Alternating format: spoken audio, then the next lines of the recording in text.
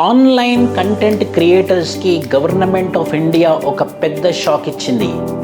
Information technology act 2021 ప్రకారంగా rules మార్చే power government of ఇండియాకు ఉంటుంది. దాని కింద ఇంటర్మీడియరీ రూల్స్ మార్చి 2026లో ఏమని రూల్ ఇచ్చిందనంటే, ఎవరైతే ఏఐ వాడి అంటే ఆర్టిఫిషియల్ ఇంటెలిజెన్స్ వాడి క్రియేట్ చేస్తారో డీప్ ఫేక్స్ లాంటివి, అలాంటి మనుషులమే క్రియేట్ చేసి మన వీడియోస్ చేస్తాం కదా. సో ఏవైతే AI videos, AI audio video create చేస్తామో ప్రతిదాని కింద లేబులింగ్ ఉండాలి, ఏఐ అని లేబులింగ్ ఉండాలి. మీరు గనక చేసేటటువంటి ఆర్టిఫిషియల్ ఇంటెలిజెన్స్ బేస్డ్ వీడియోస్ దగ్గర లేబులింగ్ లేదనుకోండి, ఏఐ అనే లేబులింగ్ లేకపోతే అది ఇల్లీగల్.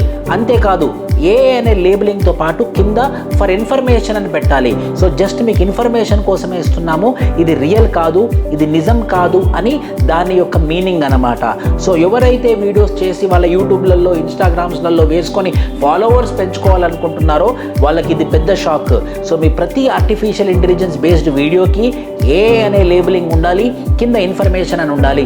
లేనిచో ఖచ్చితంగా మీరు ఊచలు లెక్క పెట్టాలి పోలీస్ స్టేషన్లో, జైళ్ళల్లో. జాగ్రత్తగా ఉండండి.